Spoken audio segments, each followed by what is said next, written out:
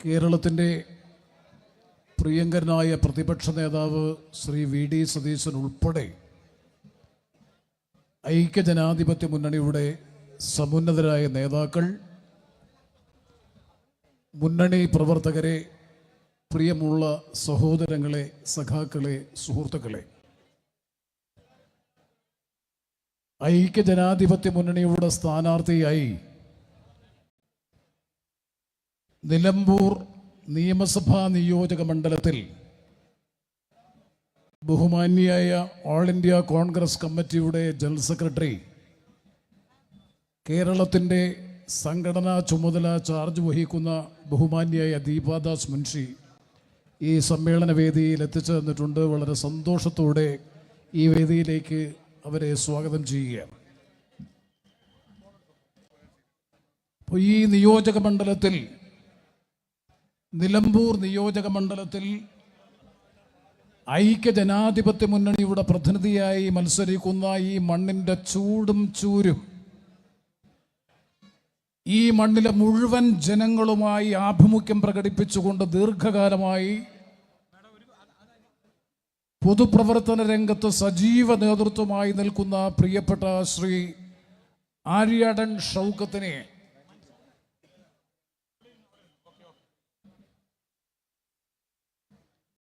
വിസ്മയകരമായ ഭൂരിപക്ഷത്തോടുകൂടി വിജയിപ്പിക്കണം എന്ന് വിനയപുരസ്സരം ആമുഖമായി ഞങ്ങളെല്ലാവരും ഈ പ്രദേശത്തെ സമ്മതിദായകരോട് അഭ്യർത്ഥിക്കുകയാണ്.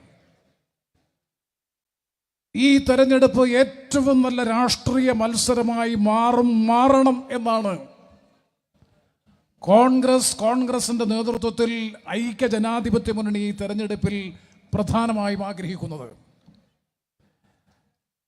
കാരണം രാഷ്ട്രീയമായ മത്സരമായി ഈ നിയമസഭാ ഉപതെരഞ്ഞെടുപ്പ് മാറണം എന്ന് ഞങ്ങൾ ആഗ്രഹിക്കുന്നത്, അല്ലെങ്കിൽ ഞങ്ങൾ പ്രതീക്ഷിക്കുന്നത്, പ്രത്യാശിക്കുന്നത്,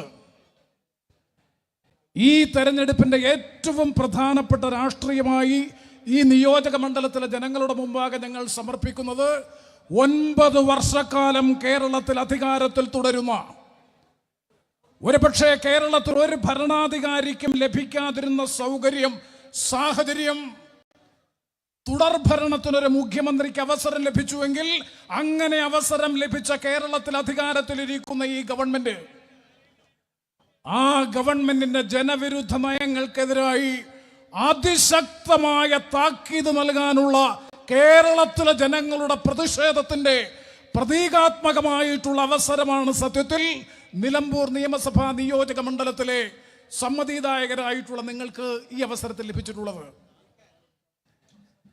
ഞങ്ങൾ തുടക്കത്തിൽ തന്നെ കേരളത്തിൽ ഐക്യജനാധിപത്യ മുന്നണി പറഞ്ഞു, ഇത് 9 വർഷക്കാലമായി കേരളത്തിൽ അധികാരത്തിലിരിക്കുന്ന CPM-ന്റെ നേതൃത്വത്തിൽ, പിണറായി വിജയന്റെ നേതൃത്വത്തിലുള്ള ഗവൺമെന്റിന്റെ വിലയിരുത്തലായിരിക്കും എന്ന കാര്യം ആവർത്തിച്ച് അസന്നിഗ്ധമായി കൺവെൻഷനിൽ പ്രഖ്യാപിക്കാൻ ഞങ്ങൾ ആഗ്രഹിക്കുകയാണ്.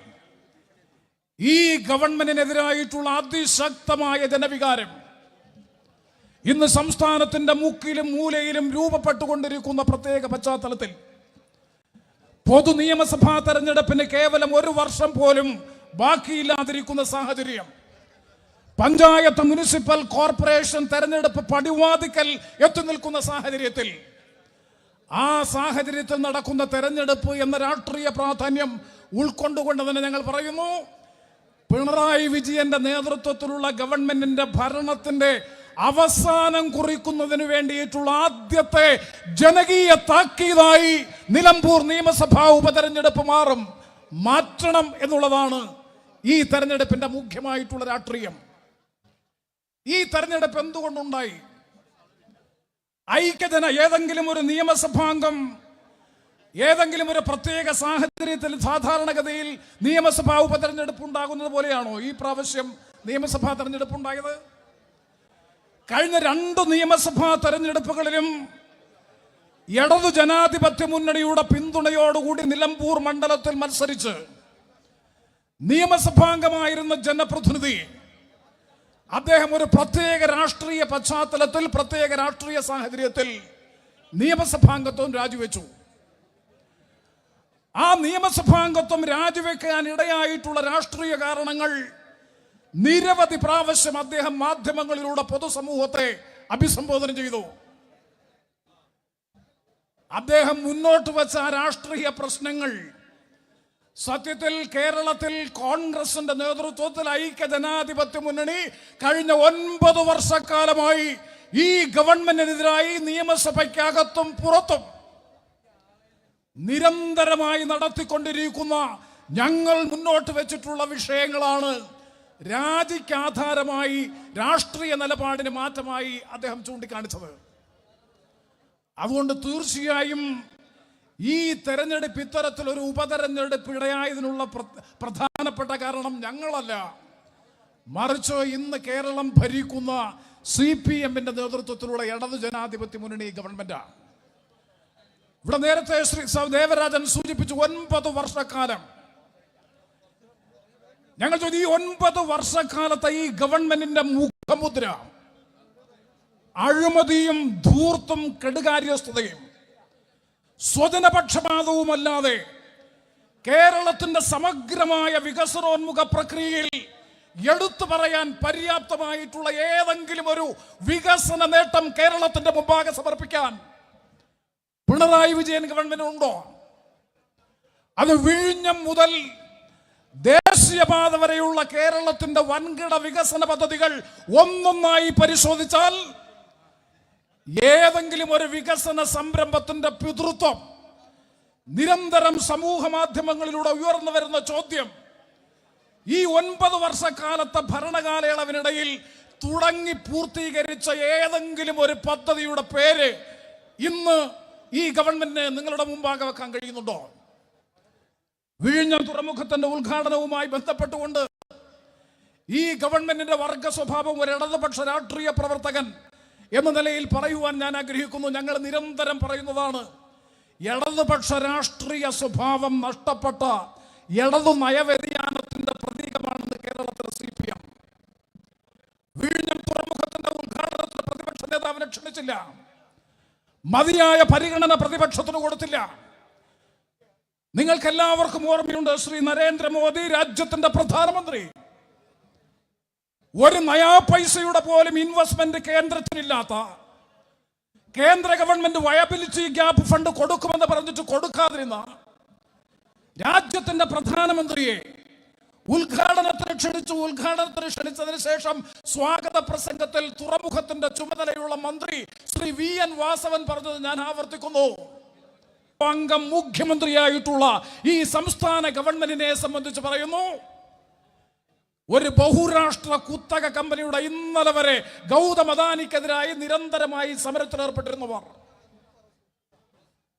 6000 കോടി രൂപയുടെ റിയൽ എസ്റ്റേറ്റ് കച്ചവടം എന്ന് പറഞ്ഞ് ഉമ്മൻചാണ്ടിക്കെതിരെ ആക്ഷേപത്തിന്റെയും ആരോപണത്തിന്റെയും കൂരമ്പുകൾ ചെയ്തവർ, ഈ പദ്ധതി റിയൽ എസ്റ്റേറ്റ് കച്ചവടമാണ് എന്ന് ദേശാഭിമാനിയിൽ വെണ്ടയ്ക്ക അക്ഷരത്തിൽ അച്ചുനിരത്തിയവർ, UDF ഗവൺമെന്റിന്റെയും ഉമ്മൻചാണ്ടിയുടെയും ശ്രമകരമായ പ്രവർത്തനത്തിലൂടെ മാത്രം ആരംഭിച്ച് സാധ്യമാക്കാൻ കഴിഞ്ഞ കേരളത്തിന്റെ സർവതോമുഖമായിട്ടുള്ള സാമ്പത്തിക വളർച്ചയ്ക്ക് സഹായകരമാകുന്ന വിഴിഞ്ഞം പദ്ധതി അത് പൂർത്തീകരിച്ചപ്പോൾ, അത് പ്രാവർത്തികമാക്കിയപ്പോൾ ഗവൺമെന്റിന്റെ പങ്കാളിയായി ഗൗതം അദാനി മാറി.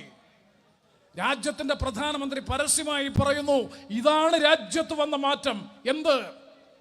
ഒരു കമ്മ്യൂണിസ്റ്റ് പാർട്ടിയുടെ ഗവൺമെന്റ്, ഒരു ഇടതുപക്ഷ പ്രസ്ഥാനത്തിന്റെ ഗവൺമെന്റ്, സ്വകാര്യ മൂലധന കോർപ്പറേറ്റ് കമ്പനിയുടെ ഉടമ ഞങ്ങളുടെ പങ്കാളിയാണ് എന്ന് ഒരു കമ്മ്യൂണിസ്റ്റ് ഗവൺമെന്റ് പറയുന്നതാണ് കാലത്തിന്റെ മാറ്റം എന്ന് പറഞ്ഞാൽ ഇടതുപക്ഷ രാഷ്ട്രീയത്തിന് അപമാനമാണ്. അതാണ് ഞങ്ങൾ സൂചിപ്പിക്കുന്നത്. അത് തന്നെയാണ് ഞാൻ നേരത്തെ സൂചിപ്പിച്ചതുപോലെ ഈ തെരഞ്ഞെടുപ്പിന് ആധാരമായ, രാജിക്ക് ആധാരമായ കാരണമായി ഉന്നയിക്കപ്പെട്ടതും അത് തന്നെയാണ്.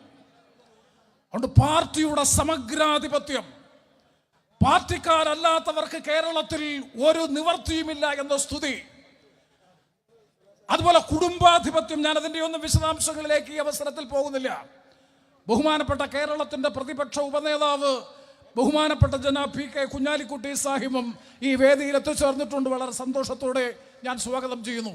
ഞാൻ എൻ്റെ സംസാരം ചുരുക്കുന്നു. ഞാൻ സൂചിപ്പിച്ചത് പാർട്ടി സമഗ്രാധിപത്യം, കുടുംബ സമഗ്രാധിപത്യം, ഗുരുതരമായ അഴിമതി ക്രമക്കേട് കേരളത്തിന്റെ ബഹുമാനപ്പെട്ട മുഖ്യമന്ത്രി ഇന്നലെയാണ് അഴിമതി ഉദാഹരണങ്ങൾ ഏതെങ്കിലും ചൂണ്ടിക്കാണിക്കാൻ കഴിയുമോ എന്ന് ചോദിച്ചു. ഇവിടെ പറയാൻ വിശദീകരിക്കാൻ സമയമില്ല, വരും ദിവസങ്ങളിൽ നമുക്ക് ചർച്ച ചെയ്യാം. എത്ര അഴിമതിയാണ്! ഏറ്റവും ഒടുവിൽ 2.74 കോടി രൂപ എറണാകുളത്തെ സ്വകാര്യ കമ്പനിയിൽ നിന്ന് ഒരു സേവനവും നൽകാതെ മകൾ കൈപ്പറ്റി എന്ന് പറഞ്ഞ് സെൻട്രൽ ബ്യൂറോ ഓഫ് ഇൻവെസ്റ്റിഗേഷൻ കേസെടുത്ത് കോടതിയിൽ ചാർജ് ഷീറ്റ് ഫ്രെയിം ചെയ്തിരിക്കുന്നു. കേരളത്തിന്റെ മുഖ്യമന്ത്രിയുടെ മകൾക്കെതിരെ കേരളത്തിന്റെ ബഹുമാനപ്പെട്ട മുഖ്യമന്ത്രിയുടെ principal secretary Shri Sivasankaran, principal private secretary Shri Sivasankaran 105 ദിവസം കൽത്തുറുങ്കിനകത്ത് കിടന്നു. ആരാ പ്രിൻസിപ്പൽ പ്രൈവറ്റ് സെക്രട്ടറി? മുഖ്യമന്ത്രിക്ക് വേണ്ടി പ്രവർത്തിക്കുന്നയാൾ. മറ്റൊരു പ്രിൻസിപ്പൽ സെക്രട്ടറി കിഫ്ബിയുടെ ചെയർമാൻ KM എബ്രഹാം. ആ മുഖ്യമന്ത്രിയുടെ രണ്ടാമത്തെ പ്രിൻസിപ്പൽ സെക്രട്ടറിക്കെതിരായി CBIയുടെ കേസ്. എന്തിനേറെ പറയുന്നു, കരുവന്നൂരിൽ ഇന്ത്യയുടെ രാഷ്ട്രീയ ചരിത്രത്തിൽ ആ കേസിന്റെ മെറിറ്റ്സിനെ സംബന്ധിച്ച് ഡിമെറിറ്റ്സിലേക്ക് ഒന്നും ഞാൻ പോകുന്നില്ല. ഇന്ത്യയുടെ രാഷ്ട്രീയ ചരിത്രത്തിൽ ആദ്യമായി ഗുരുതരമായ അഴിമതി ആരോപണത്തിന് CPMന്റെ മുൻ ജില്ലാ സെക്രട്ടറിമാർ, 3 ജില്ലാ സെക്രട്ടറിമാരെ കൂടാതെ പ്രതി ചേർക്കപ്പെട്ടിരിക്കുന്നു.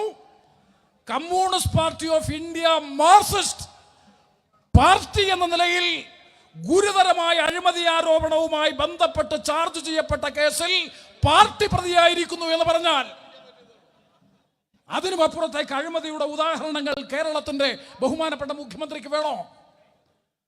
അങ്ങനെ സകല മേഖലയിലും ഞാൻ ആവർത്തിച്ചു പറയുന്നു, ഒരു അധോലോക മാഫിയ സംഘം. കേരളം ക്രമസമാധാന തകർച്ചയുടെ നാടായി മാറിയിരിക്കുന്നു.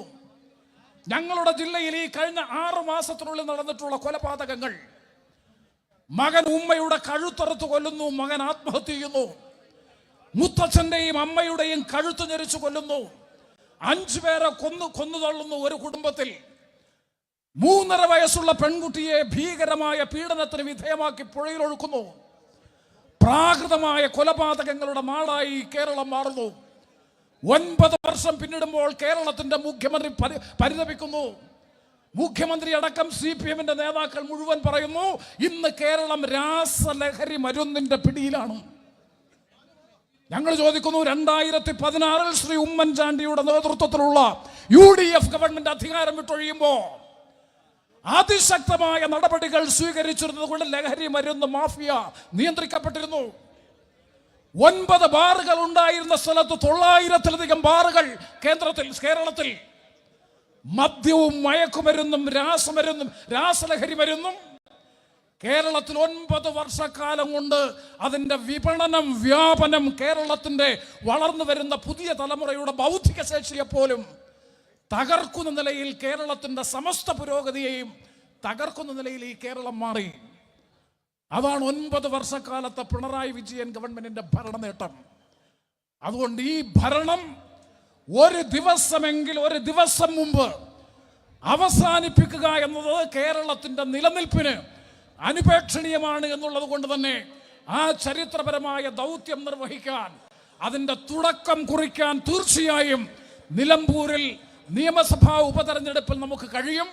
അതിനായി ഐക്യജനാധിപത്യ മുന്നണിയുടെ പ്രിയപ്പെട്ട പ്രതിനിധിയായി നിലമ്പൂർ നിയമസഭാ ഉപതെരഞ്ഞെടുപ്പിൽ മത്സരിക്കുന്ന UDFന്റെ സ്ഥാനാർത്ഥി, ഞാൻ തുടക്കത്തിൽ പ്രതിപാദിച്ചതുപോലെ ഈ നാടിന്റെ ചൂടും ചൂരും തിരിച്ചറിയുന്ന, ഈ നാട്ടിൽ രാഷ്ട്രീയ പ്രവർത്തനവും പൊതുപ്രവർത്തനവും സാംസ്കാരിക പ്രവർത്തനവും നടത്തി വലിയ പൊതുസ്വീകാര്യത ആർജിക്കാൻ കഴിഞ്ഞിട്ടുള്ള, ഞാൻ ആദരവോടുകൂടി അനുസ്മരിക്കാൻ ആഗ്രഹിക്കുന്നു ബഹുമാനപ്പെട്ട ആര്യാടൻ മുഹമ്മദ്.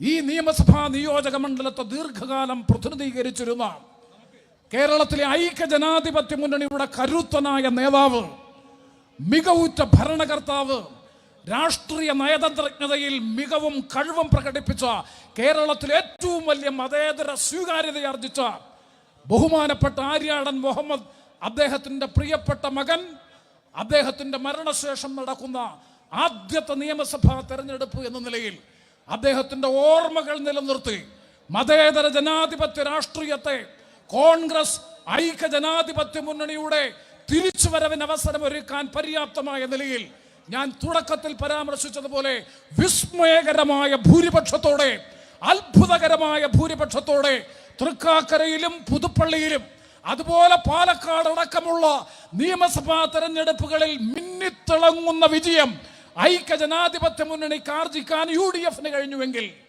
അതിനേക്കാൾ തിളക്കമാർന്ന വിജയം അതിനായി കൈപ്പത്തി അടയാളത്തിൽ വോട്ടുകൾ രേഖപ്പെടുത്തി വർദ്ധിത ഭൂരിപക്ഷത്തോടെ ആര്യാടൻ ഷൗക്കത്ത് എന്ന ഈ നാടിന്റെ പ്രിയപ്പെട്ട പുത്രനെ രാഷ്ട്രീയ സാമൂഹ്യ സാംസ്കാരിക രംഗത്തെ മികവുറ്റ പ്രതിഭ ഷൗക്കത്തിനെ, ആര്യാടൻ ഷൗക്കത്തിനെ വിജയിപ്പിക്കണമെന്ന് വിനയപുരസ്സരം അഭ്യർത്ഥിച്ചുകൊണ്ട്, അപേക്ഷിച്ചുകൊണ്ട് ഈ കൺവെൻഷനിൽ പങ്കെടുത്തിരിക്കുന്ന മുഴുവൻ മുന്നണി പ്രവർത്തകരെയും സഖാക്കളെയും അടുത്തും അകലെയും നിൽക്കുന്ന ബഹുജനങ്ങളെയും മുന്നണിക്ക് വേണ്ടി ഹാർദമായി അഭിവാദ്യം ചെയ്തുകൊണ്ട് ഞാൻ എൻ്റെ വാക്കുകൾ അവസാനിപ്പിക്കുന്നു.